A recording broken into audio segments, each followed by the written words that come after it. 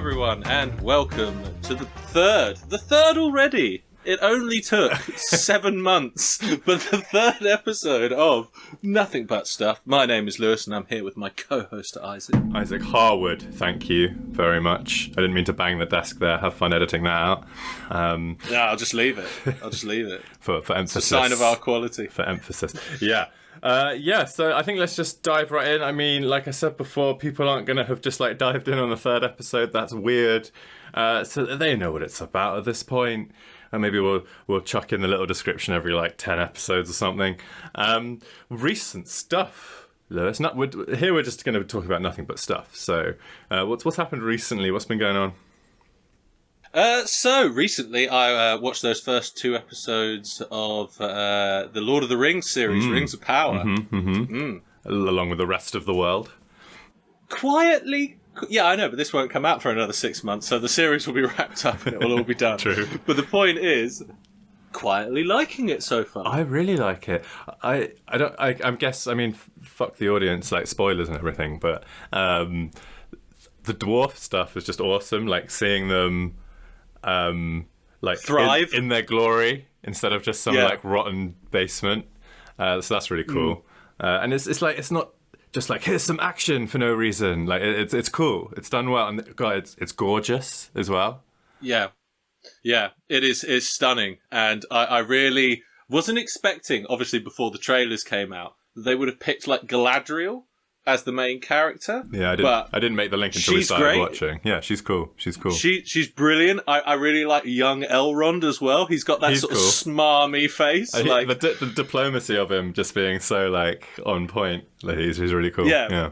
But then also having seen Lord of the Rings, you know, like when shit comes to town later on and they're fighting Sauron, he's like on the front lines, as it were. Yeah. Just like with his sword just going mental. So even when he's just like at some point in the second episode, he says to her like, "Oh no, go home. If I hear a whisper, I'll dedicate my life to this shit." Yeah. And it's just like, well, we actually know you do. So I like you more, Elrond. You're a man of your word.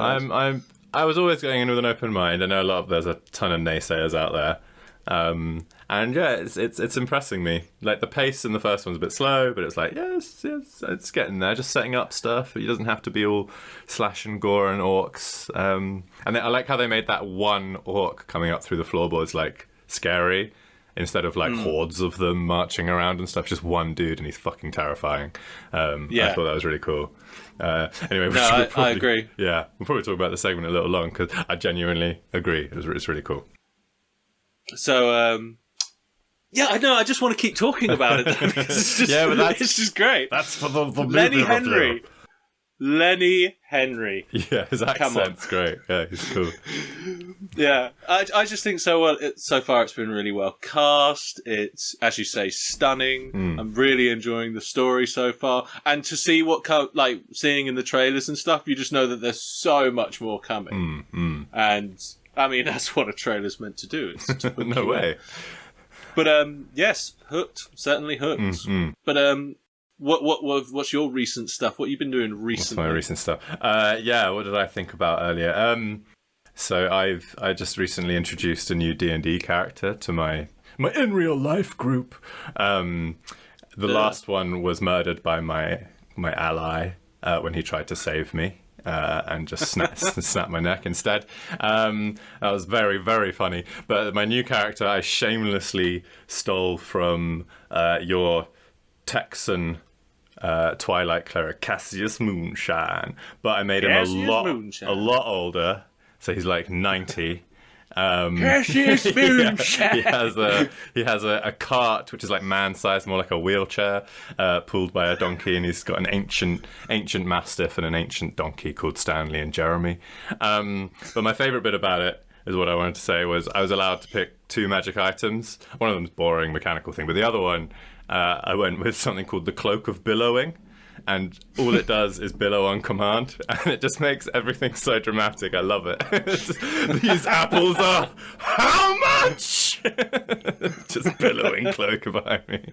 Best magic item ever. While sitting in your chair. Yeah. I get people to carry me around. And I can fly when it's dark, so that's all right. But yeah. Oh, it's a Twilight cleric as well. I just stole it completely. Saloon worshipping Twilight cleric, just really old, and it's just fun. It's just good fun. But yeah, cloak of billowing. Absolute thief. 100% recommend. Yeah, big time thief. No, I call it more like inspired or influence. Inspiration. Yeah. So yeah, that's. Well, I'm feeling a copyright lawsuit. So all that money, those profits we make, that you need to claw back. Yeah.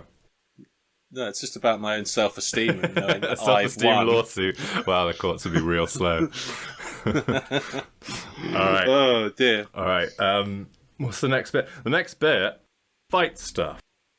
We're so well versed on this. Like, what's the next bit? Oh yes, this bit. That was 5 minutes on the dot, I'll tell you. So I think that's pretty good. Fight stuff. We're pitting two popular culture characters against each other with a random item in a random location. I have already rolled our characters up.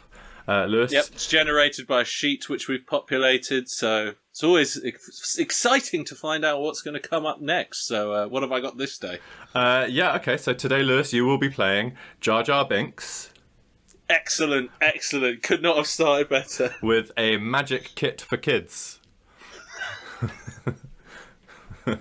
I'm guessing that he's been given this thinking it's just a magic kit. It's a Jedi kit. And I wonderfully am playing Tasmanian Devil with a flower pot. And we are in a kid's playground, so I guess that's where the magic kit came from. You couldn't make this up. This is 100% unscripted, ladies and gentlemen.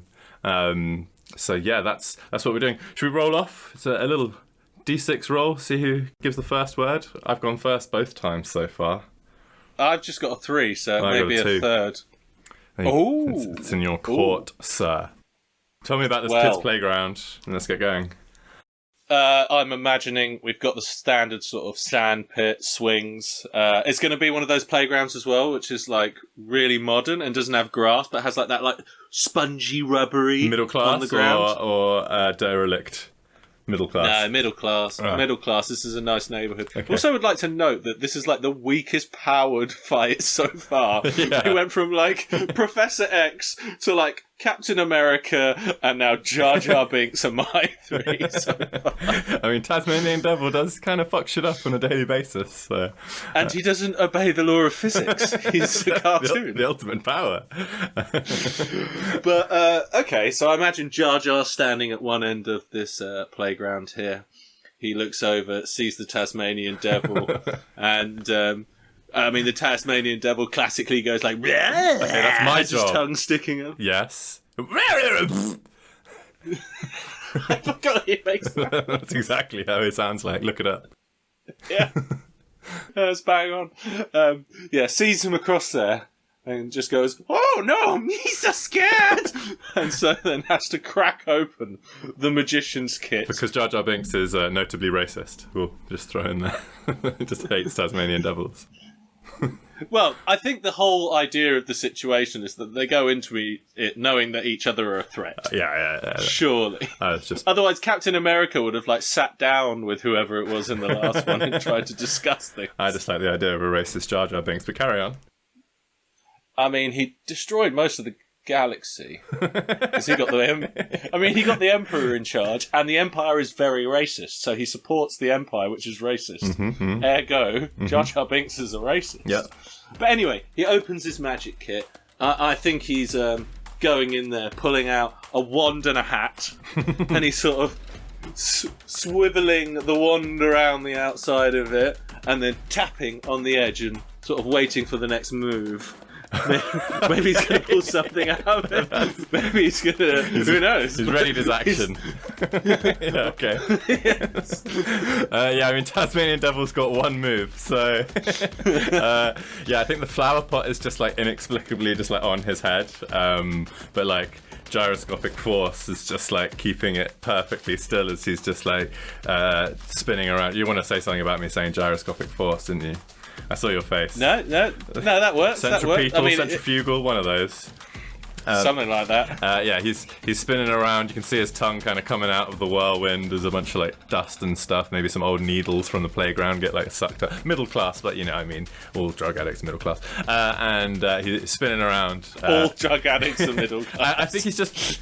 I mean, he's gonna beeline straight for Jar Jar. He doesn't care about some fucking hat. Although he has met Bugs Bunny before, so I mean, there could be some recognition. Yeah, but Bugs always comes out on top. Yeah, so exactly. So there's everyone fear. Just does their move and loses. yeah. He's on his way. Well, given, I mean, if we had a stat sheet for these characters in front of us, I'm guessing Jar Jar Binks' intelligence score is quite fucking low. Like everything else. So maybe Dex. Yeah. I'd say his dexterity is maxed out. This guy's flipping, whipping himself about, or to nobody's business. But he sort of taps on the edge of the hat, reaches inside, and pulls out a bunch of flowers, and just goes, "Oh no!" And I would say he then just gets cracked. Yeah, Tasmanian just sucked up into the whirlwind of Tasmanian Devil. That flower pot just like cartoonishly, perfectly still in the middle of this tornado. As always, and I guess he's just gonna whiz it around and we'll do a comical like ding ding ding ding ding ding ding as his like head gets like bashed against one of those big metal climbing frames. Jar Jar Binks just like and eventually I think Jar Jar probably just gets spat out of the whirlwind. Yeah, I'd have to agree with that. Knowing Jar Jar, he'd then probably just start running. He's still got the hat like on, a the fool. magic hat. Well, he has that in a hand and the wand in the other. The rest of the kit, I think, is back over where he left it. Sure. But he would just start running, and knowing him, he'd sort of run at a swing, sort of trip over it. The swing would fly up as he tripped over it, swing back down towards the Tasmanian Devil chasing him, and that's kind of his move by accident. Yeah, his accidental attacks. That's actually perfect. The comic relief of the prequels. So Taz probably, doing the one thing he can do, spinning towards Jar Jar, just gets clocked by the swing, swinging back, and he kind of falls back. He's got like the Tweety bird kind of spinning around his hat. And he's like, whoa! And I think he's just probably a little discombobulated, and the flower pot has fallen into his hand, and he kind of looks down at it, looks up at Jar Jar, and gets to his feet unsteadily. And then he's just going to do like a little wind up, like his middle torso is going to twist more times than it should as he like kind of winds up. And then he coils just up. Yeah, lets it go, lets the tension go, and just like launches the flower pot straight at Jar Jar Binks. I mean, I kind of just want Jar Jar to die. I think that's the end, isn't it? I think that's the end, to be honest. I'm happy with that, because we've got a lot to talk about in the next segment. Yeah, I mean, if not death, then definitely he's knocked unconscious. Incapacitated with that flower pot. He is losing that fight at that moment. I mean, he's just been dumped out by the swing. He sort of looks up half dazed and then gets clocked with this flower pot, thrown by a cartoon level of strength. Yeah, right. So he's probably got that like raised bump on his forehead that's like pulsing, and then just falls down and just completely out the fight. Taz is just like indifferent to begin with anyway, so just kind of spins off in search of probably more drugs. It's probably his needle. Probably more drugs. It's probably his needle. Yeah. All right, so that's it's still 2-1 to you, but at least I got one on the board. Yeah. I mean, I can't imagine many characters losing, unless it's like, well, we know that Jar Jar's good in a political. Is he? I am the Senate. Give immediately emergency powers to the Chancellor. Yeah, that went well, didn't it, mate? So yeah, I suppose from there we should move on to our next segment, which is movie stuff. Yes. And been waiting a long time for this. Yes. This week we're going by my choice of movie, a classic, an absolute gem, a golden oldie in the 1989 Batman. What did you think? I mean, it's my childhood, right? I mean, not 1989, but the movies that I was watching in my childhood. And my notes on this just go on and on and on, because it's a brilliant movie. Oh yeah. For its time, it's a brilliant movie. Should we just dive in from the beginning? Because I'm going to come up with like various things. I'll just the good old days of credits lasting like 15 minutes and not really. But accompanied by incredible music by Danny Elfman. The theme song to this film is unparalleled. Can't argue that, but like. There's nothing going on in these credits, like other than the music in the credits, and you're just like, yeah, okay, oh, he's in there, yeah, okay. So yeah, bit of a slow start. My first note was, how did he float down? ? Exclamation mark, because he has this knack of just like floating down onto platforms without any vertically. Yeah, exactly, just straight down. So there's no like cape flapping or any like zip line. He just like slowly descends onto a platform. It's like, I mean, sure, like you're a ninja, but how? So that's just theatrical wonder straight from the beginning. I mean, this is so camp, this film. Yeah. But in the best way, and in a way which I know I'll still be watching this film in another 20 years because it's still so watchable. I hadn't watched it for probably 20 years, which is why a lot of it, like my next note, comes up. Like, I didn't realise Harvey Dent, played by Billy D. Williams, was in it. Like, yeah, and then gets shafted in the next film. Oh, really? To get recast? Or yeah, but by Tommy Lee Jones as Two-Face. I'd never. Are they canonical movies? No, the next one is. I remember Tommy Lee Jones. The next one is Catwoman. The next one is Catwoman with Penguin, and they're the Tim Burton ones. The one after that has got, I think, is Batman, Freeze, and Robin, Freeze, Two-Face, and Poison Ivy. Let's not get into the other movies, but yeah, I never clocked that it was Harvey Dent. Those first four are canonical. Yeah, okay, I didn't realise that at all. So yeah, that was what I was getting at. Was I hadn't seen it in a long time. It's like, oh, it's so good. I know those guys now.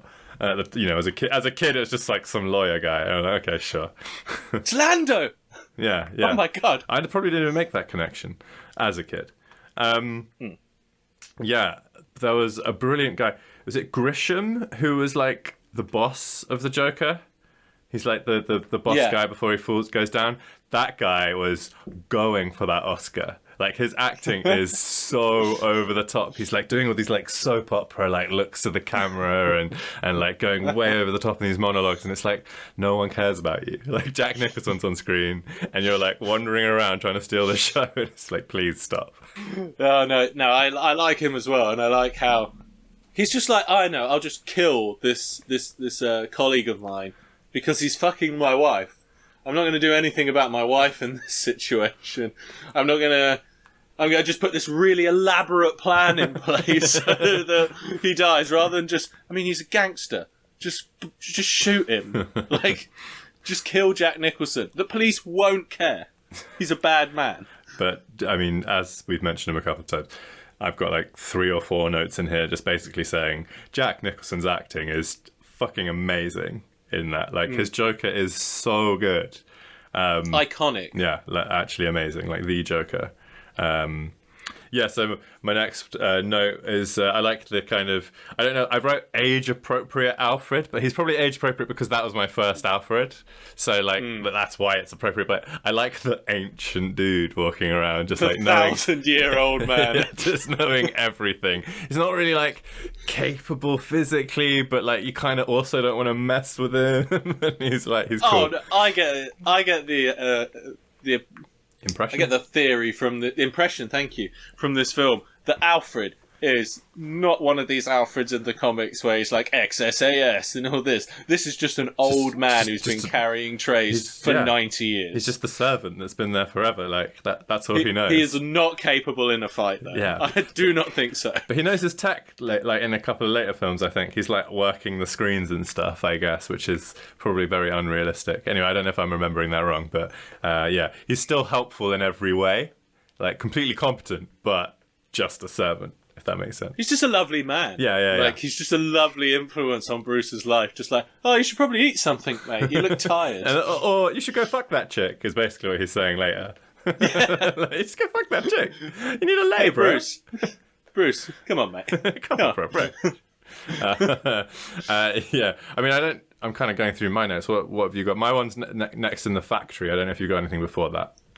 Oh, I've got several things before that. I mean, I need to sort of rewind a bit. Sure. Go back to one of the points we made earlier on about Tim Burton directing this. And this is pure, boiled down Tim Burton in a bottle. Yeah, you see it all the time, yeah, throughout the film. Yeah, and it's just brilliant. And I love the fact as well, first time you see Batman, he's standing on the ledge and he's holding that criminal up. Number one, what fucking disease do those criminals have? Because they've got, like, boils and shit on their necks. They look like they haven't been inside for several years, and they've been just sniffing the worst crack cocaine that they can find. Batman just beating up homeless people. Like, we don't know what that guy did. And then you see Batman standing there, who is wearing spray-painted Nikes, by the way, if you didn't know. Cool. And apparently they wanted originally to have that as, like, some product placement in the film, but Burton was just like, no, my world's too cool and real for this. So they, like, spray-painted over the Nike bit. But he is wearing Nikes. And then he's got those two guys at the start, right? He's obviously trying to get his name out there. They've obviously heard of something, because they're just like, oh, where's the bat? The bat doesn't exist. All this sort of shit. Like every single Batman thing, you just go, the bat! Yeah. It's like that in that voice, yeah. But then he beats them up and doesn't take the money or the purses which they've stolen. Well, I'm satisfied. Justice is done. He just comes along, kicks the shit out of them, and leaves them. Bearing in mind, it's like, you never actually see him, like, call the police or anything. And I know you do see them getting taken away, but at the same time, that feels like a gamble he's made there. He could have just beaten these guys up. They could have woken up quarter of an hour later with a concussion, picked up the stuff and just left. Like, he's doing, like, the first half of his job, but not he's still returning learning. to the It's port. The first movie. Yeah, but he's clearly been around for a little bit. Yeah. I mean, there's no Pattinson Batman sitting there just like, oh, I'm so deep and dark. He's just like, no, I'm going to beat some people up, and it's so much fun. And he does it well. He does. Very well. He does, though. Do you have anything else before the factory? I mean, I love the fact that when we first see Jack Napier talking with the policeman, and he's just like, I better pay my policeman man here, and hands him a package. And inside are 2 pieces of bread with money in between. That's how they do the money exchange. Did you see that when you were watching the film? No. That can't have been visible. No, he's just like, you look hungry, or something like that. Chucks him a package, he opens it, and it's genuinely money between 2 pieces of bread. Like, 100%. And it's just like, okay, you've already got it in a bag. Was the bread necessary? You just said Jack Napier. I never really clocked that was Joker's name, so I just like... Well, it is in this film. Yeah. I was just like, for the audience, I was just like, who the fuck did you mean Jack Nicholson? Yeah, okay, got it. Jack Napier. That's very alien to me. And have you heard the whole thing around the tactic they used to cast Jack Nicholson in this film? How they basically, like, were trying to get Robin Williams interested, and he was really, really interested, and they were just like, if you don't take this role, then Robin Williams is going to take it. And so Robin Williams got furious because he was led on about it. And then when they came to do a later film, they were just like, he'd be epic for the Riddler. And he basically turned around and said, fuck off, I'm not working for you. You screwed me over the first time, so Jim Carrey got it. I mean, and did a good job. Yes. Jokes. Well, did a job. Yeah, he did a job. That's fair. But yeah, up to your notes in the factory. Yeah, so my favourite bit of the whole factory scene, this is the one just before Jack Napier gets dumped in the chemical vat. What I really like is the blatant disregard for opening fire in a chemical factory that like clearly maintains like zero regulatory standards. OSHA, but nightmare. It's like the police are doing it, the gangsters are doing it, and they're just like, woo, bullets, like huge, massive vats of chemicals, like flammable signs everywhere and shit. It's just like, you guys are complete idiots. So that amused me quite a lot. And then I think... As a lab manager, yes. The standards here are just so under protocol. The quality control, it's just out of the ordinary.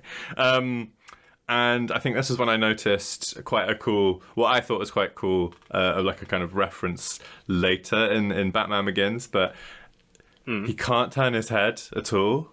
Michael Keaton, he's like the neck on the mask is just like this solid thing. So the way he looks at everything is like just throwing his shoulders around side to side. It's really funny. But then when I saw it, I realized there's the bit in Batman Begins when he like comes back and he's like, I can't turn my head very well. And it's like it was clearly like a funny complaint throughout the ages, and then they changed it. I think you'll find that references from Dark Knight. At the beginning of Dark Knight. Okay. At the beginning when he's just like, I'd like to be able to turn my head. Yeah. And he's just like, well, maybe, I don't know, I don't fucking care. But throughout the film, it's always funny when he turns to like fight someone. He's like, oh, like throwing it to all his shoulders. Like one of those wacky waving inflatable arm waving two men.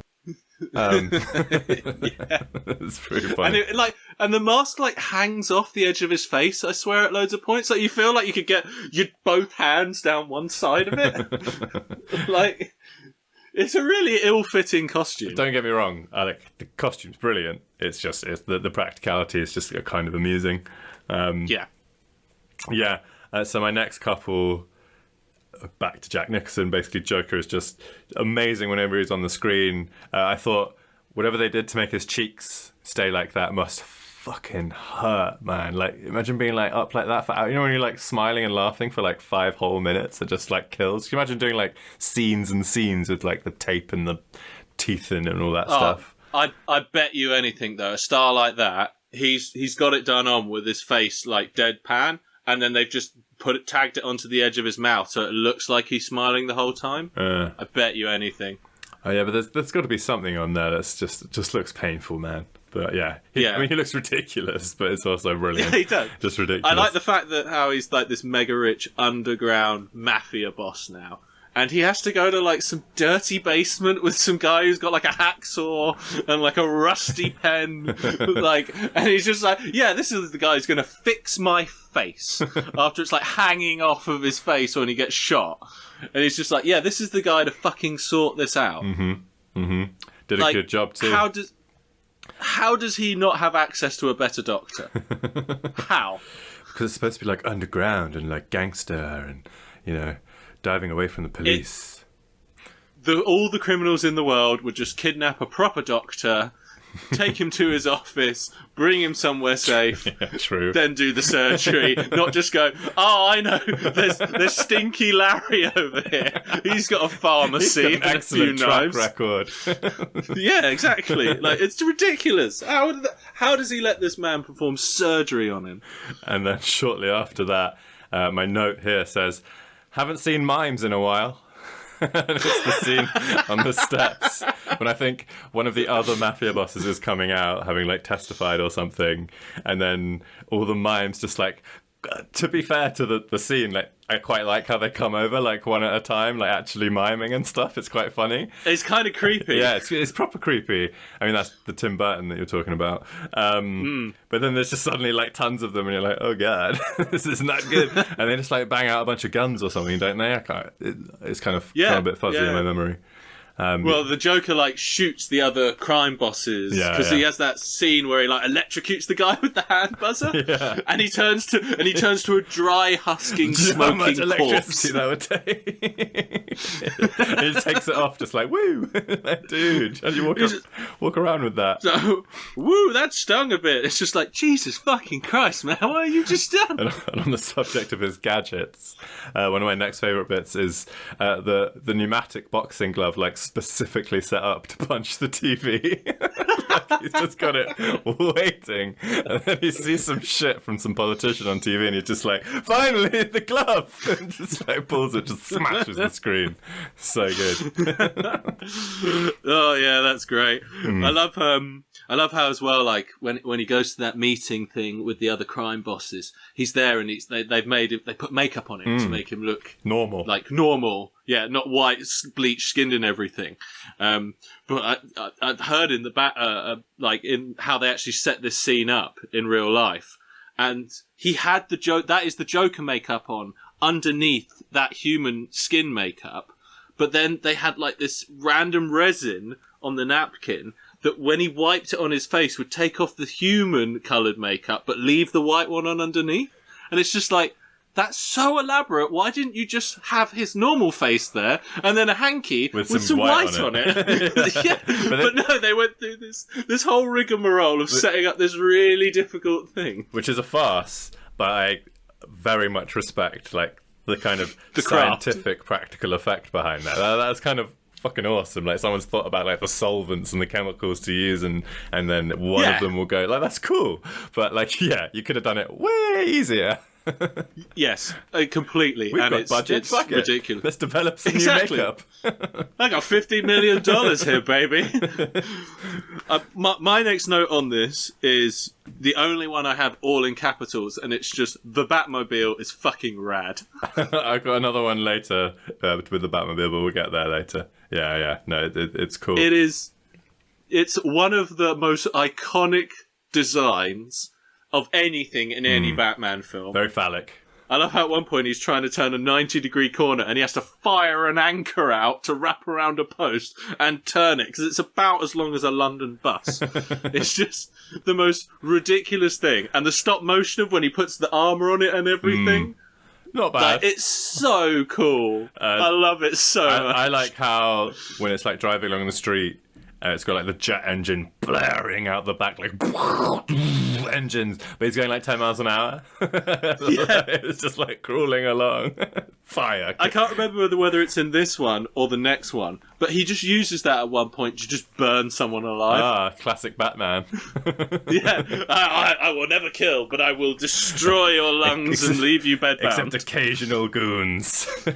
And yeah, my other note on the Batmobile is that car has some fucking heat on it. There's that bit when he's like driving down like that, is it like a corridor? I can't remember exactly, but like he's got like proper like Gatling guns like coming out of the top and like rockets stuff, and it's like, it's not like clever, neat little cutting edge tech things. It's just like a World War II machine gun stored in the front. It's a tank. Yeah, it's like, it's just like, dude, that's for like taking armored vehicles out.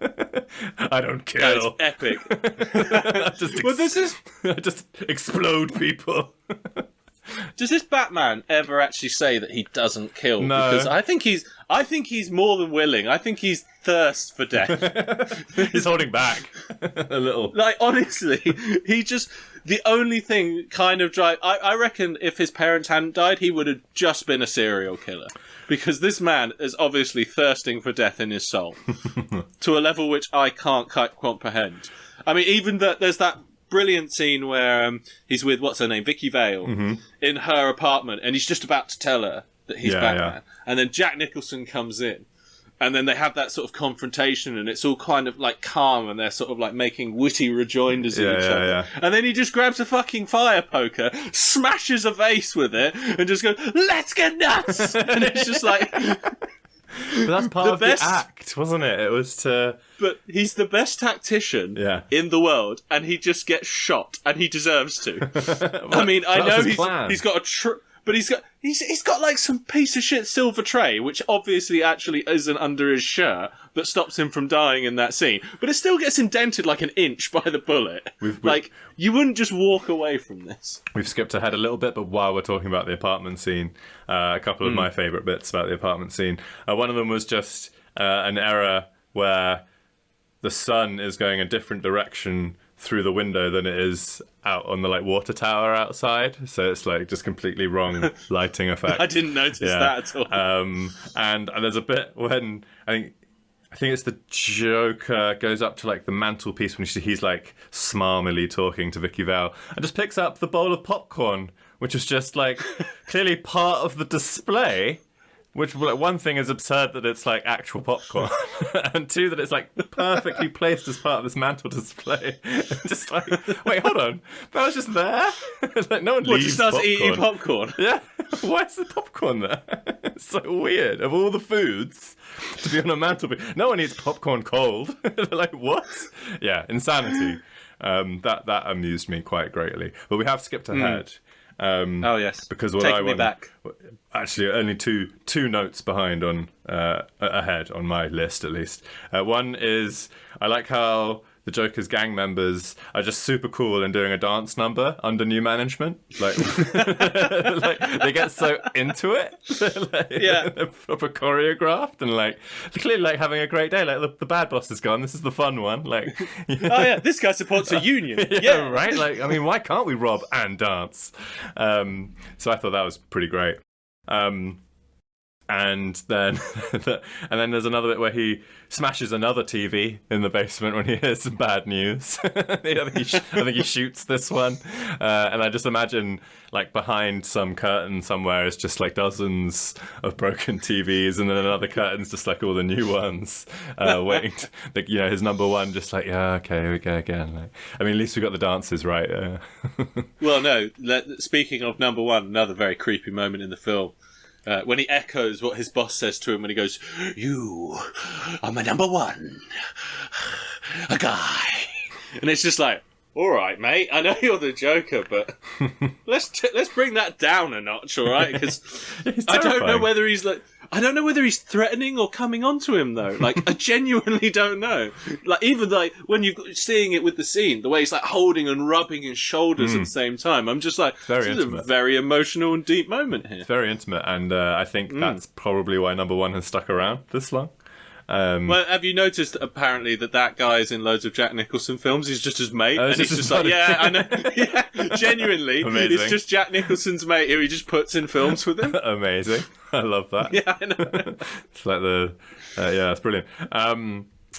The parade, the money parade. The parade's great. When he's giving out $20 million. Get your head around that number quickly. $20 million, and he's got like. 3 bags of money, like small bags of money, and like throwing them around. It's like that's not even close to 20 million. And it goes. Well, you say that, but like a stack of $100,000 in American $100 bills is only like 6 inches high. 20 million? I didn't believe it. And my other, not an issue, but my other thing about that scene goes on for ages. Like he's parading down that street for like 10 whole minutes. Just like Prince on in the background. Yeah. Yeah, gonna have a good time. But it just goes on and on and on and on and on and on. It's like, oh my god, we're still throwing money. All right. And then the people clambering for cash when everyone is just like dying around them. And I guess that's not too far off the truth. But what takes the cake is when Joker kills number one that we've just been talking. He kills him like in the middle of the street, and there's a guy like 3 feet behind him, doesn't even flinch. Like a gunshot right behind. He's like, money, yeah, nope, getting my cash, nothing else is going on.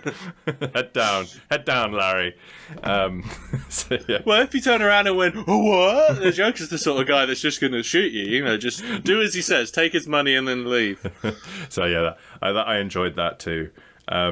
I've only got 2 more notes, so you if you got any more? Well, I've got a fun little tidbit here that this is the first appearance of Batman's grappling hook, invented for this film. Cool. Beforehand, he used to have a batarang on a string, but they were just like, we can't have him like literally pulling himself up the side of walls like 1960s Batman with Adam West. So we need something cool, and apparently, like that whole utility belt genuinely has like a thing where you press something and then it like whirs around to the front so he can use it. That's kind of cool. Like there's so much thought and effort into this. That's the practical effects that I love, and we've kind of lost a little bit with modern cinema, but it is kind of coming back. That's epic. What do you think of the young Joker in the flashback? Because that guy could have just played the Joker in the entire film on his own. He was menacing. He had a better Joker look with his face than when Jack he kills, Nicholson did. Bruce's parents. Because I completely blanked on that, but he's terrifying. Yeah, really good. Yeah, Manic. that actor's brilliant. Yeah. I've only got 2 left now as well, but they're quite quick. So they've had one date, and when she comes into the cave, it's like they've been together months, which is what I've written here. Literally they've one had date. one date, and then fucking Alfred over here is just like, yeah, just go in the back cave. We'll let our like the biggest secret in the world. And then they're just like, oh, I know we've had one date, and then you came over and mumbled for 10 minutes, but I think you're the future of my life. Next film, they're not together. Clearly didn't work. But what happened to her? Because she knows some secrets. But also, I noticed that throughout that entire scene, you go back and watch it, happens like 7 times. They look at each other, and one of them turns 180, and then they have a conversation where one of them's just like looking away and having this moment, and then they'll turn around, and the other one will turn around. That's the soap opera shit. Yeah, and then the camera angle flips every time. It's just like, we can't see both of your faces on screen at once. It's just the style, isn't it? Yeah, but I mean, I just thought it was really funny. Imagine if you were watching them have this conversation and they're just turning around. What are those people doing? And the last note I have is that the Batplane in this film is the single... I know the Batmobile is fucking rad, but the Batplane in this film is the single coolest thing in any Batman film ever, and I'm willing to fight someone over this one. I don't know. There's some pretty cool ones in the later films. I'm not going to agree on that one. The Batmobile, for sure. The plane. The Batplane. When it goes up over the moon and it makes the bat symbol and then he falls back down. It's cool. I'm not saying it's not cool. I'm just not saying it's the single coolest. So my last 2 are, one of them is touching again on the vehicles and the practical effects, but I really like the vehicle scenes, like the kind of zoomed out ones are like really like lovingly miniature. Like you can tell it's just like a couple of toys on a little play mat kind of thing. But it's done well. Like it's not overly obvious, but it's clear that it's going on. But it's cool how it's like that was made. So I like that. And then my last one, the reporter who's like working with Vicky Vale, the dude, who's like a fucking hero. Like he like grabs a baseball bat and it's like, I'm gonna take on all these goons, like on my ones. Like what a legend. Like, he doesn't, like, run away, like... Also a perv. Yeah, okay, sure. But it was the 80s, all men were. He gets quite a lot of, like, screen time, and he's, like, figuring stuff out, and he's, like, trying to get the story... Like, he's trying hard. He doesn't just run off like a weasel, like you kind of expect him to. And then he's just completely ditched for the end. Like, he's just like, nah. Like, there's no more mention of him, no, like, wrap-up, no, like, tying up the loose end. It's just like, here's a guy with a baseball bat. He's pretty cool. A little bit of redemption. Bye. Like, done. Like, I just thought he needed a little bit more respect, is all. He could have recurred in other ones as well. No reason why you couldn't have brought him back. But nope. Dead. Got killed by the Joker. Shouldn't have grabbed that baseball bat, bitch. Well, at least now anyone can hear this review of this 30-year-old film. Review. But we haven't even mentioned the plot, so that's great. Just things that we liked in this film. But, I mean, hands down, epic. Great film. Always will have time for this film. I would happily watch some of the other old ones in a future podcast, but maybe not too close together. That can go on the list. Good. Okay, I think we've got to wrap that one up. Yeah, probably. And probably very swiftly go into the last segment, because it's probably going to last a bit more than 15 minutes. So this is going to be RPG stuff. Just a very, very quick go over. We're using just a very simple dice system. We're rolling 2d6. That's 2 6-sided dice. 1 to 6 is a failure.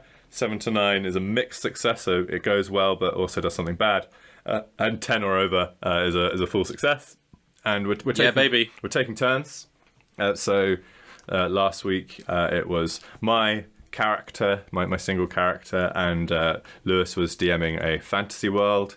And this one is back to the sci-fi setting from the first episode. Lewis, can you just remind the audience of your character very quickly? Yeah, I can remind our single audience member, which is probably my mum. Yeah. Hi, Mum. Love you very much. Love you, Claire. Oh, shit. I'm going to bleep that. Oh, my God. I will as well. Yes, so my character is Leslie Glorp. He's a lizard man. He's a smuggler who, on his wooden prawn-shaped ship, he's not like a drug smuggler or anything, just like contraband. Mm-hmm. Like on his planet, he's just smuggling in things like chocolate, toilet paper, things like that. But yes, where's our situation starting? Okay, so we ended last time. He was basically apprehended at Border Patrol, to keep it brief. And so we don't really know why, neither do I, but whatever. We'll go into the next scene. You were expecting him to fight back, and he was very placid. He just failed everything. Not placid, he just fucked it up. We haven't had a lot of success in this game so far. Okay, so this scene... we find ourselves in one of those kind of interview rooms that we've all seen on police dramas. This is like the jail interview room, like the prison. I've never been to jail. You've been here a couple of times. Sorry, let me rephrase. You've been in jail for like a few days, and you know that you are expecting a visitor. And that visitor walks in. They are your lawyer. Who are they? So that will be Kenneth MacLeod, not of the famous Highlander films. Is it Kenneth MacLeod? I don't know, but it's great. Yeah, we're going to go with Ken MacLeod. He is about 50-year-old, just human. Okay. Brown suit, mustard shirt, kind of a Dwight Schrute sort of character, but in looks, not personality. Very sort of nasally voice, like, oh, hello there, Leslie. Oh, well, at least you got here first. All right, are you comfy? Can I get you a cup of tea? Yes, that would be lovely. I would very much enjoy a cup of tea. Cup of tea. So, a little bit of alien jizz in there. I beg your pardon? Just to sweeten it up. Now you want to pass on the alien jizz. No alien jizz.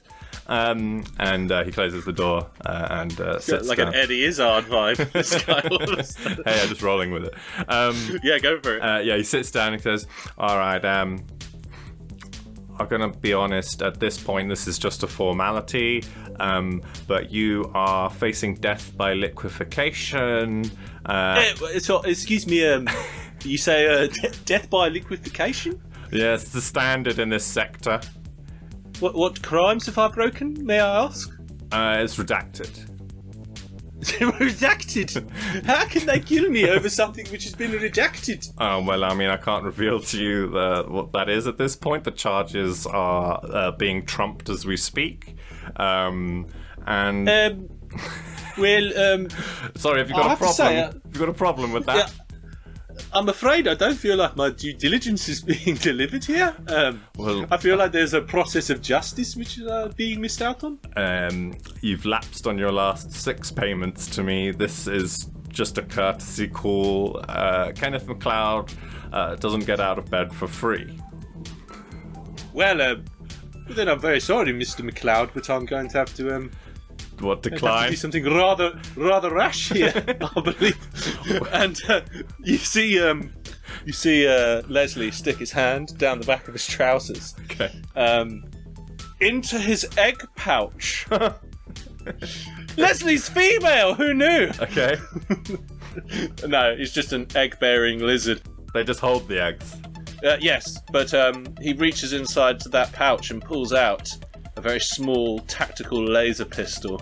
Okay. Jumps across the table and holds it to Leslie's head. Not Leslie's, hold it to Kenneth's head and goes, if you wouldn't mind, you're going to be my human shield now, and we're going to be exiting through that door. If you would not mind escorting me to my ship, so I may make my hasty escape. I had so many more notes for the scenario, but I guess that's out of the question. Yeah, right. Never plan too far ahead, you know, this is a DM. Roll the 2d6 then. See how this threat goes. Oh, that's a 10. A 10? Damn it! I kind of wanted like a little Two brawl. vibes. Want a little brawl with Kenneth MacLeod in here. Just don't do anything rash. Look, my shirt. Careful not to crease it. I've got another meeting and another liquefaction.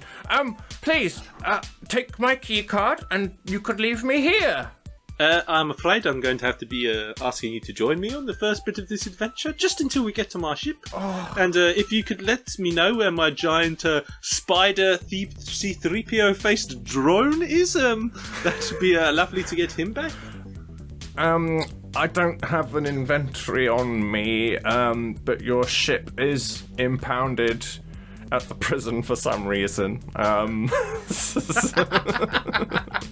I think they've been joyriding. So if you could get there, that's up to you. It's heavily guarded.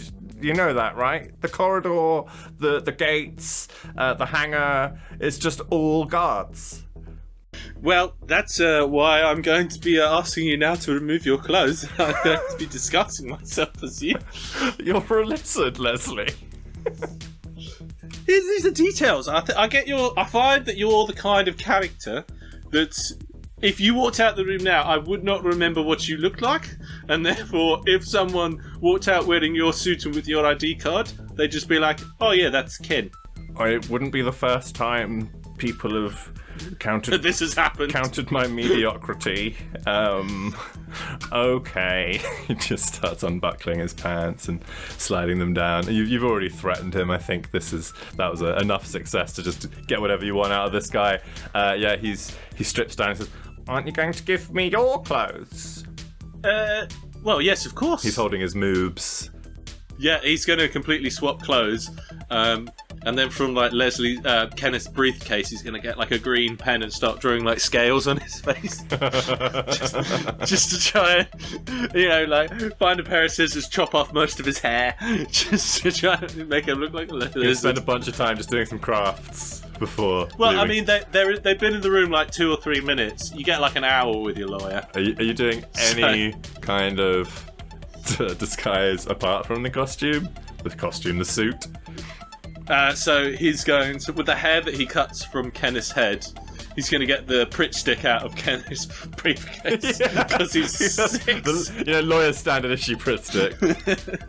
And Pritt stick the hair on his head, pinch the glasses that he was wearing, okay. Get Ken to do up the tie. I nicely. really hope you succeed your next role.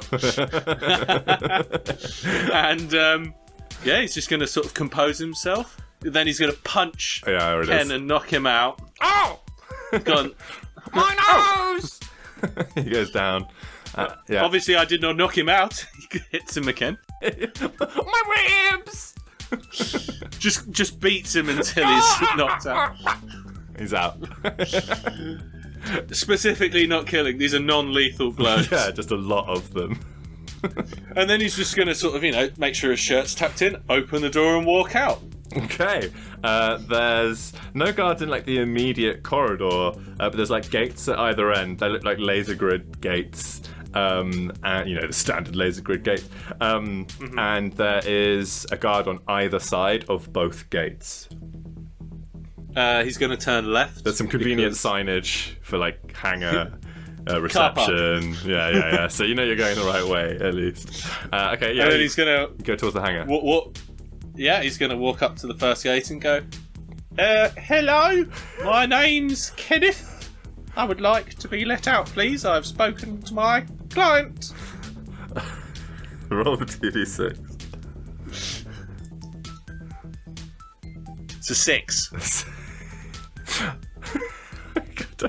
They don't know how to portray the kind of absolute bewilderment of your audacity on this guard's face. So this guard, I think the one on the other side is like an android kind of looking guy, but the one on this side, let's have him as kind of amorphous blob.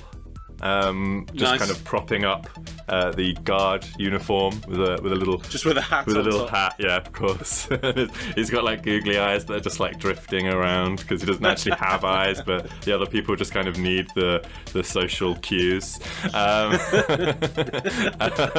he's You've got to be fucking kidding me. And he just immediately is going to go and try and arrest you. I think with your 6, he's going to manage to kind of turn you around and press you against the wall, and that's as far as he'll go with your failure.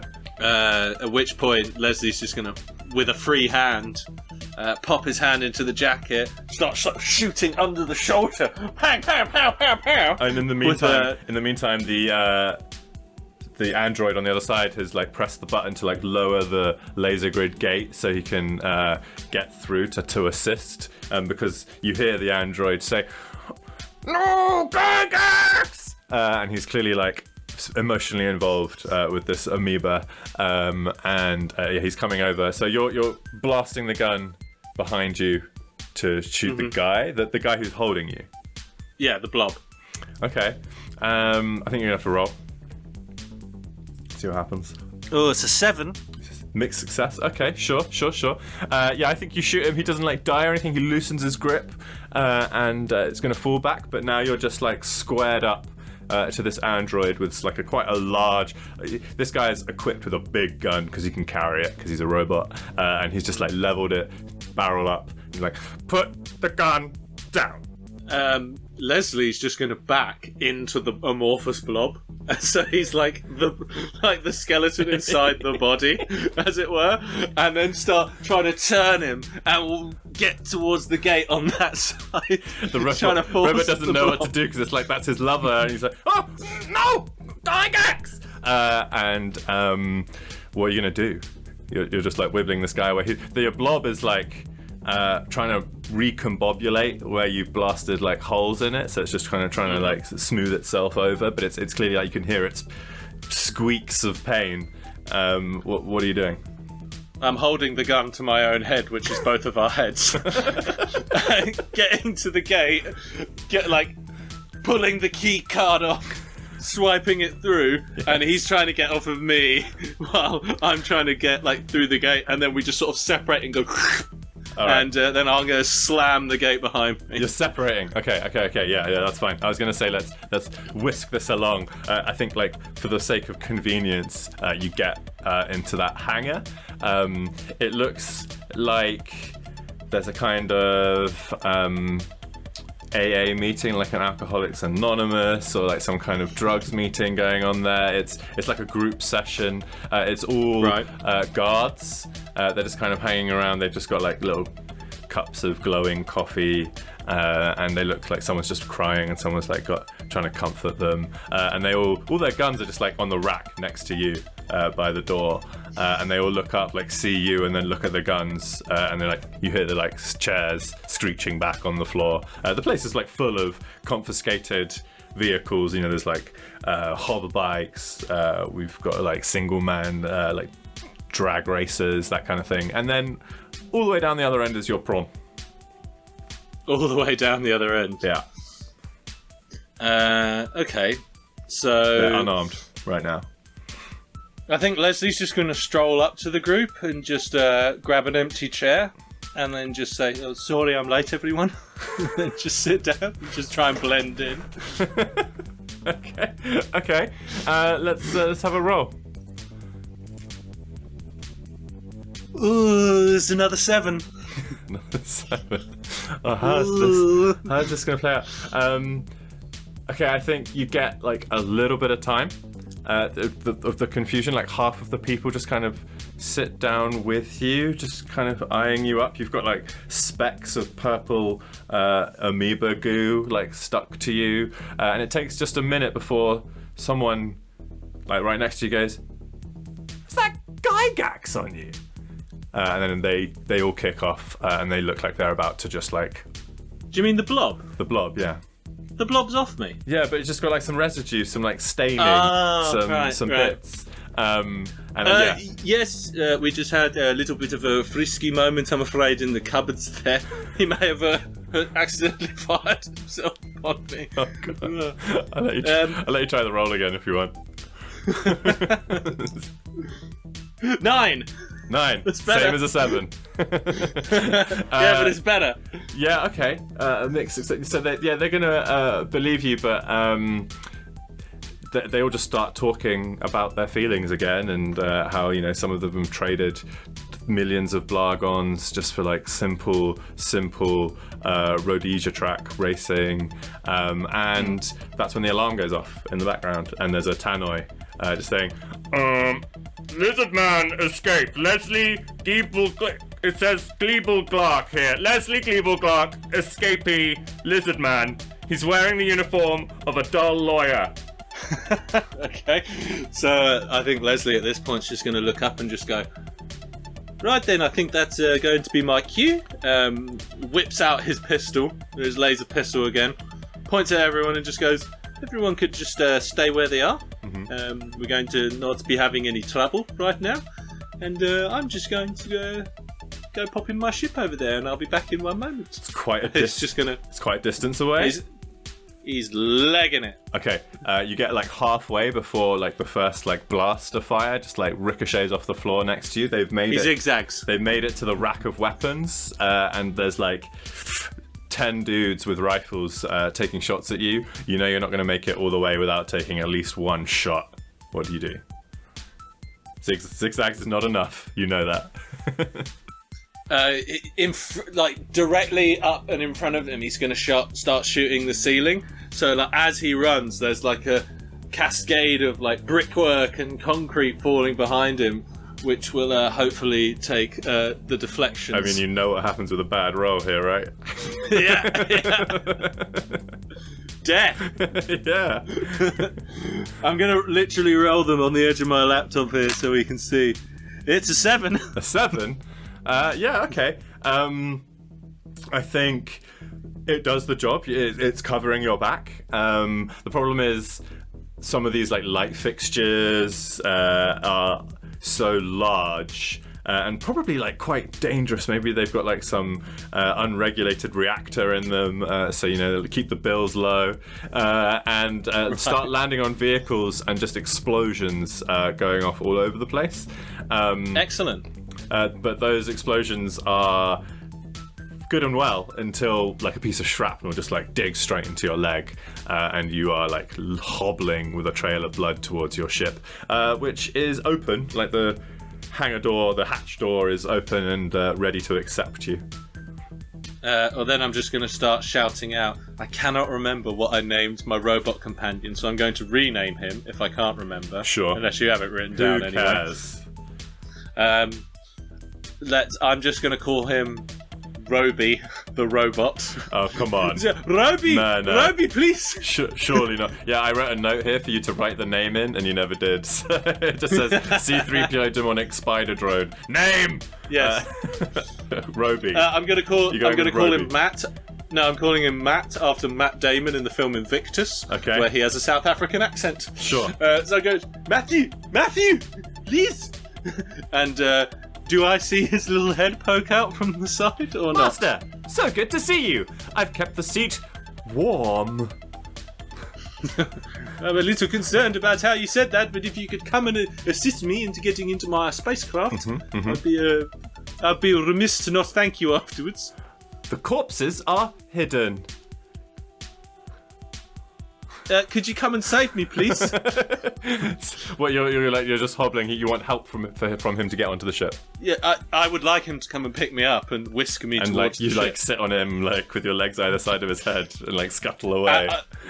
I'm imagining he's like this scorpion C-3PO crazy spider demon thing. I'm guessing he's got like a scorpion's tail with like a minigun in it, so he can just do some returning fire. I saw the horrific baby doll under Sid's bed in Toy Story, like that kind of mechanical thing with the baby's torso on. But anyway, it's your scorpion droid. You do whatever you want. I mean, it's got like it's got like Thomas the Tank Engine's face in the middle of this like very mechanical looking scorpion, but it talks like C-3PO. It's a fucking nightmare, I'll be honest. You get into the ship.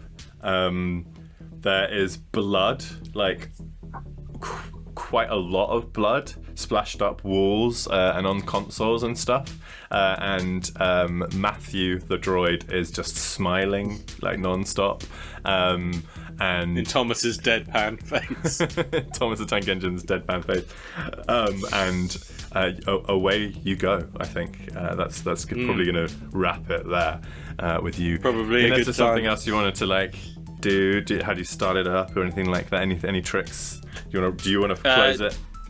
He just rolls the window down as he starts taking off and goes, "I never liked it here, and I'll be very pleased to not see you again. Fuck off." I'll be very pleased not to see you again. Rolls it back up. And then off you go. This very low security prison allows you to escape, I guess. Because that's the end of our segment. Well, no, there were loads of guards, but they were in their AA meeting. That's true. They were, in the middle of the day. Because they're all alcoholics. They're all alcoholics. You don't know what it's like in sci-fi prison. Exactly. Well, Leslie does. Perfect. Okay. We'll close that one off there. We have gone a little bit over time. Should we very quickly get to next week's movie and finish this session? All right. Yes, we say next week's. Yes. Who knows? Yes. Next release. Indeed, my release. So I did tell you already what this is, although I really didn't want to, but I just gave in. I couldn't hold it in anymore because next session. We will be talking about a movie neither of us have seen. It is a 1982 made-for-TV movie called Mazes and Monsters, which from the outset sounds fucking terrible, sure. But who's our star? But this one, it combines a few of our loves. Mazes and Monsters, obviously Dungeons and Dragons, but the star of this show, in his 6th ever appearance is the one and only Tom Hanks. I can't believe he's done a Dungeons and Dragons film. I saw it and I was like, yes, immediately, top of the list. Bound together by a desire to play mazes and monsters, in inverted commas, Robbie and his 3 college classmates decide to move the board game into the local legendary cavern. So we'll get there. 1982, Mazes and Monsters. Try and watch it before the next episode. To this day, have you seen a truly bad film with Tom Hanks in it? Well, that's why this is so intriguing. Because no. I know!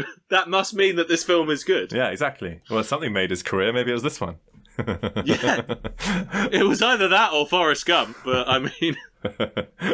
All right. Let's get out of here. Okay. Well, thanks everyone for listening as always. Thanks, Mum. There's always more stuff that we could fit in. But I think we talked about nothing but stuff. Remember to like and subscribe, and we'll see you next time. Ooh, and email us for any reason at all. It's nothing but stuff at gmail.com. Obviously a double T in but, because why? Obviously. Did your cat die this week? We'll add it in next week. That's fine. I don't care. Anything, please. Love me. All right. That's enough. Bing bong, bing bong, bing. Welcome to your mercifully shorter socials plug. It's just me, Isaac Harwood. Finally, we're alone. Please do follow us on Instagram and Twitter at NBStuffPodcast. Feel free to say hi, but just remember who's in charge there, all right? And for all this laughter, it's only fair that you give us a sizable percentage of your wage. Find us on Patreon. That's patreon.com/nothing-but-stuff. 2 T's in the butt, of course. Thank you. Bye.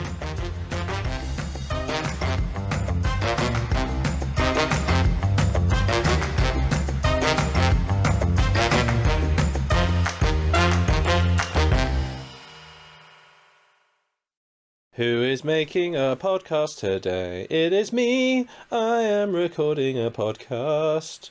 It's the podcast time.